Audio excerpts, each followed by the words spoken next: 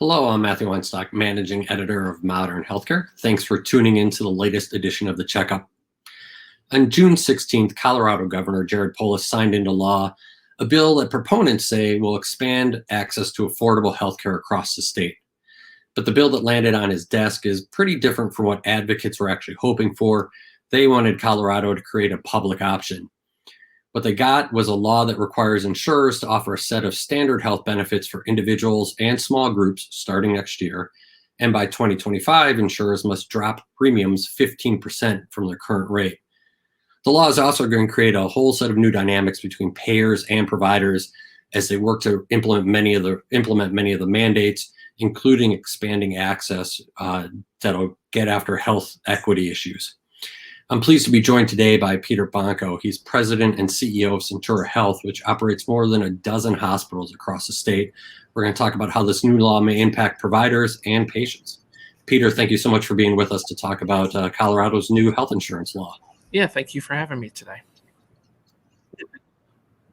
Before we delve into what you've got going on in the state, I want to talk, we're recording this on the same day that the Supreme Court came out with a ruling that upholds the Affordable Care Act in a 7-2 ruling. They ruled that the plaintiffs did not have any standing to sue, so therefore the case was thrown out and the ACA stands. Just want to get your reaction on that. I imagine for yourself and your peers in the hospital C-suite across the country, it creates some sense of normalcy that will be able to continue under the ACA for at least, until the next election cycle. But give us your initial reaction to what we have coming out of the Supreme Court.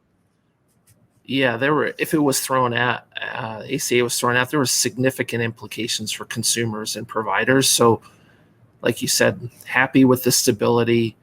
I think there's an opportunity, and the public option in Colorado has some of that to fix some of the gaps in the ACA. I think the alternative was Medicare for all, and it's not really Medicare and it's not really for all. So it's a good place where we're at. And I think it's also going to demonstrate the gridlock, and DC is going to have more states embarking upon experimentation and innovation with healthcare reform. Does it create those, since we've now had 3 cases at the court, the ACA's withstood those 3 cases, does it create a sense of, I don't want to say relief, but in the C-suite, you've been waiting for these rulings every couple of years to come out. Does it give you a little bit of stability to move forward? No, I don't think so. I think as states embark upon reform, and the Democratic platform was around Medicare for all, though President Biden wasn't there, but he was really a public option proponent. So no, I don't think it gives us any rest. It just keeps us attuned to the next development. Got it. So let's pivot a little bit then to Colorado. And as you said, it may help fill in some of the gaps that you saw within the ACA. The hospital and insurer industry lobbied pretty hard against the original bill that was a public option. Talk to me about what you've seen in this final law that the governor signed, and overall your feelings about it and general reaction to it. Yeah, we played a major role in getting it shifted, the hospital industry in general, but also Centura in particular.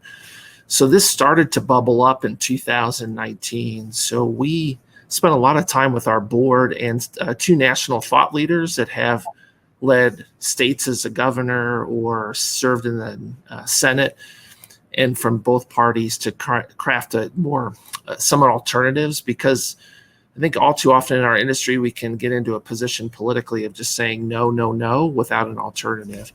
So the original law the original bill had, I think, at least 2 things in there that were troublesome. The first one was an on-exchange product that was government run. So an on-exchange product, you start to mess with, it gets really wonky. You start to mess with subsidies for those that are on there right now. So you could actually harm people that are on the exchange with increased subsidies or increased payments. So we were really focused in on an off-exchange option so that we didn't get into that. And now post-COVID, Colorado went from the 7th lowest unemployment rate to the 33rd. So from a financial end, states are strapped right now. and having the state have to kick in more money for health plans and uncertainty. So if you start to look at the actuarials around that 3 to 5 year, it starts to not make financial sense for the state and gets into a position of they're either increasing taxes, which we have a Tabor law, or they're lowering hospital rates or taxing providers. So those were the real two issues with the first out of the gate bill. So we really lobbied for off exchange. Oh, the other one was a hospital rate setting. Rate setting didn't work in World War II. Price controls didn't work. They didn't work in Cuba, Soviet Union, Venezuela, and we somehow thought they were going to work for the hospital industry. So we really focused in on guaranteed consumer savings, off exchange, and fixing some of the ACA flaws, which, I think the final bill that was signed, I think yesterday by the governor, got us part of the way there, and legislators know it was a step in the right direction, and we probably have more work to do going forward. And if I understand correctly, Peter, part of the compromise that made it through into the final law was that there will be a rate, sort of a guaranteed rate that hospitals would have to take from the insurers, but you won't be penalized if you don't take that rate, correct? That if you don't join that network, that plan, whereas before you would have been penalized. So is that one of the key negotiating points you went in with, and why was that so important for you? So we landed with a guaranteed premium savings. So it landed at 15%. We found in our experience at Centura, so just delivering hospital rates doesn't guarantee rate savings, because we're 40 to 50% of the picture. There's the other 50%. So we really, as a provider, wanted everybody as part of it: physicians, pharmaceutical, health plans. So there's a guaranteed savings for consumers. That's one. Two is there's a floor on rates, and we didn't want to. We made some concessions to bump up some of the rates for rural facilities so they weren't negatively impacted. So probably the larger health systems were more negatively impacted by the rates, but we're not talking about a significant dollar amount. We don't know how many people are going to sign up for this, but at a max, it's probably 200,000. Washington State, I think, in their first year had 18,000. So there are mechanisms and processes with the insurance commissioner around hospital rates and premium reductions that go through an arbitration process with there. So we felt like it was a fair and balanced approach where all of us have a voice from day one through bringing these products to market. Got it. One of the other things I really want to delve into with you is that the approach that this law is trying to get at with health disparities, where it's written, I believe it's codified into the law, that the insurers are going to have to create networks that try to get at health disparities, and certainly providers will be part of that. So how do you see Centura and other Colorado hospitals helping to create networks that are going to try to get at health disparities, health outcomes, population health issues? Yeah, this is a big one. So, last summer our board codified an official social justice framework for us, and it's the number one agenda item at our board meeting. My long-term compensation and all of our executives are tied to it. So this was a welcome move in the law to be able to start moving the needle. We were already headed in that direction, and it's really, for us as a Christian health system, a mission issue. So we were happy to see where it went. We've played a lead role at vaccination equity in the state, running 3 of the state's mass vac sites. We're doing some work in maternal child health outcomes and emergency department visits. So this was a welcome path for us, and we're going to continue to push for us and others to do more. As you think about the scope of the law and what it's going to mean in terms of payers, providers working together to create these networks, we're coming out of a pandemic where the whole industry is dealing with trying to overcome some of the financial hurdles. Just from a leadership perspective, what kind of added stress that put on you and your colleagues across the state and the C-suite? I would say the added stress was the hospitals battling within each other on our various positions on this at a time when we should be coming together. So that was it's kind of hard to argue about, for me, at least personally, to say, well, we're kind of against affordability and increased coverage. That just doesn't fit. So I think more of the stress was our internal battles in the industry or with health plans or with physicians. And for us, not about the direction of the law. There's been some recent articles about the business community in Colorado coming together to negotiate. We're the first and only health system in the state. We've got a business coalition partnership in Summit County, Breckenridge area that we've had for 2-3 years. We've had one in the Four Corners, Durango area for the last year. We've got products in the market that actually already meet with Bright Health Plan and United Healthcare that already meet the year 3 goals. So for us, it wasn't a major shift. It was just continuing what we had been doing over the last 2 to 3 years. Okay. I also know one of the concerns you had going into the initial bill, certainly, and for the hospital association, was the financial health of the rural system hospitals across the state. Does this bill do anything? Does this law do anything to help with their situation, or are you going to still need extra financial help for those hospitals? Yeah. From my perspective, it doesn't hurt. It's not going to cause any. We've got rural hospitals in our system. It's not going to cause any of them to close. It's not going to cause them to change services. Rural healthcare still needs help. Operating on very thin lines. So we both own and manage rural hospitals.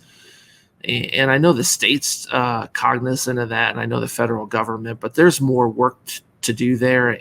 This law is not going to play a role in making someone teeter one way or the other, but there is more work to do with rural healthcare. Got it. And lastly, Peter, you alluded to this a couple of times, and obviously with the ACA ruling that came down, you're expecting to see more states sort of move down this road. We've obviously had Colorado, Washington, I believe Nevada is now looking at it as well. What do you expect to see across the country, and does your experience in Colorado and your ability to reshape this bill provide some guidance to your peers across the country? Yeah, I think there's 2 realities here, right? The federal government stalled, so healthcare is a big part of the state budget, so they're going to look for solutions. The other political reality that I think we sometimes miss in the C-suite is 38 of our states have a state government trifecta where they control the governorship in both houses. So you can literally pass legislation like it was here. It was passed along party lines. There were no Republicans that voted for the bill at any step of the way, from committee all the way to House, Senate concurrence. So we have to be politically savvy in our roles as healthcare leaders to understand the politics of this and how to play that out. Right. And you can't in this process, we really tried to be bipartisan. So making sure while Republicans were not going to vote for it, they were aware of what we were doing and where we were pushing for. So understanding the politics, we spent a lot of time in 19 and 20 meeting with consumer groups, business community, chambers, other health systems, health plans, a medical society, because we come in sometimes with a myopic view of what the solutions are. So really understanding, and for us, we engage national thought leaders from both parties. So doing your homework, being open to compromise. You can't come in with a list of 10 things and expect all 10. You may get 3 or 4. I think we got more than 3 or 4 at the end of the day.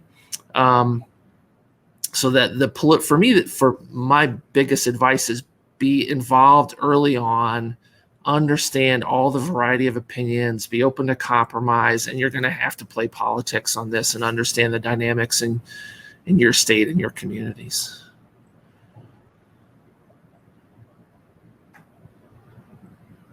Right, and regardless of what comes out, there's still going to be critics who say that it doesn't go far enough, or on the flip side, that it goes too far. So you're going to have to have a thick skin as well, I imagine. Yeah, you can't take it personally, right? And there were some tense times with our colleagues and also legislators around this where we had to be clear about what's going on. Yeah, to your point, I think now we're seeing people say, well, it went too far, not far enough. The legislature and the governor knew that going on, right? This is a first step in the right direction. So the standardized benefit design is one of the flaws in ACA. So consumer groups here are going to help develop that.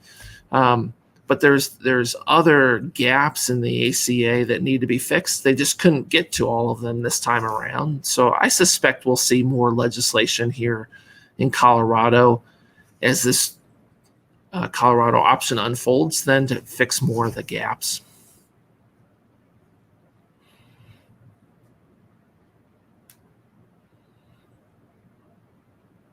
Got it. Well, listen, Peter, we appreciate you taking some time to talk about this complex law that went into place, what it means for the industry.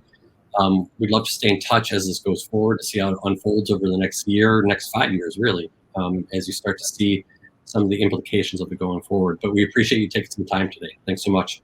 Yeah, thank you, Matthew. And I'm Matthew Weinstock with Modern Healthcare. Be sure to come back next Monday for another edition of The Checkup.